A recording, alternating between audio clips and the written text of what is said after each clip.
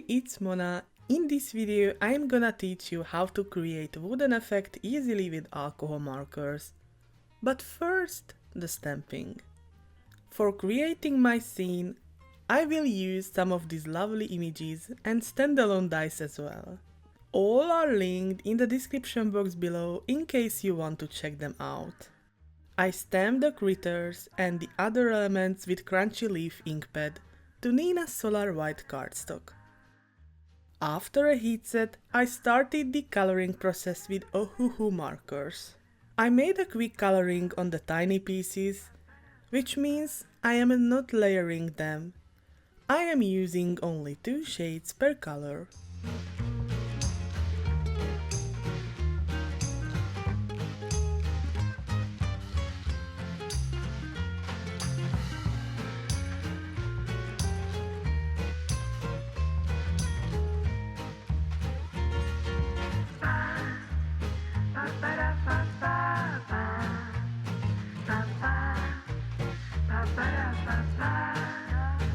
Because the beavers and the wood are the stars of this card, I will play with them a bit more. Once I am ready with these images, I will be back really soon with the wooden effect tutorial.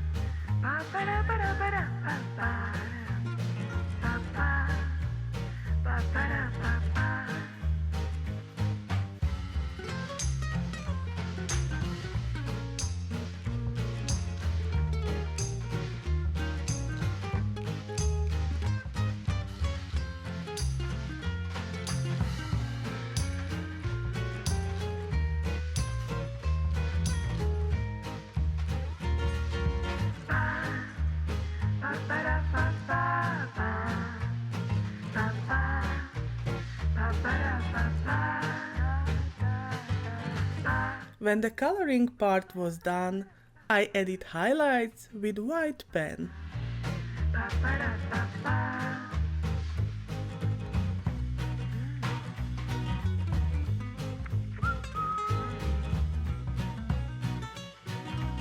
Now it's time to create the wooden effect.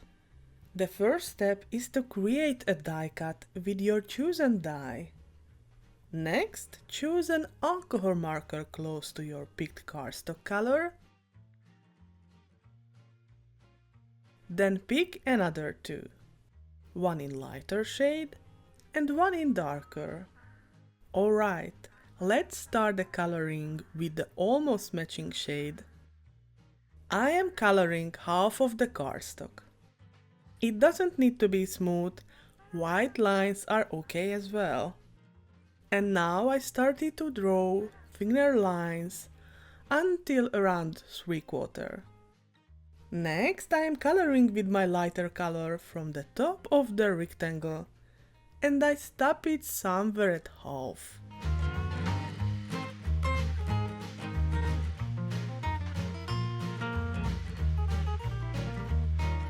Then switching again, but this time with the darkest shade. And I am adding very thin light lines.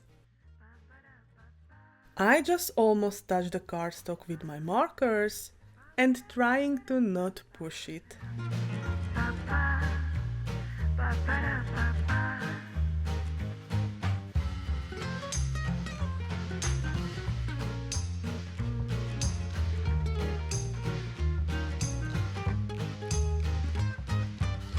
Now I am switching back to my first color and adding more details.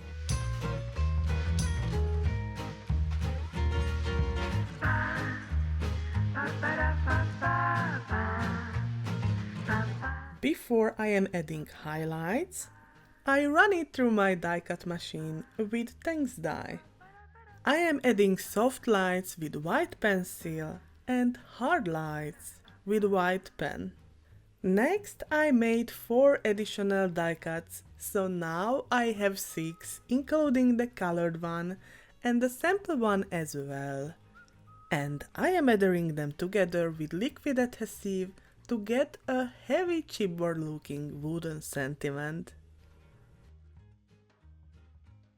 I have repeated the same process off camera with these letter die cuts, but I have used these lighter colors. Now it's time to prepare the background of the scene. I created 3 die cuts with the grass border dies with the Cilantro cardstock. Then I have created a pond with the Hillside border dies and mermaid cardstock. I also created the edge of the pond with Hillside border dies and paperback cardstock. Then I placed this tiny die from the sandy beach essence on the pond and ran them through my die cut machine with the largest stitched rectangle dies to have a stitched edge on the entire card front. Next, I did a quick ink blending on the pond with peacock feathers distress oxide ink. I continue the same process with the same ink on the grass die cuts. Then I blended the last grass and the background with cracked pistachio distress oxide ink. Now I have everything ready to finish this card, so I am adhering the die cut pieces to the ink blended card front.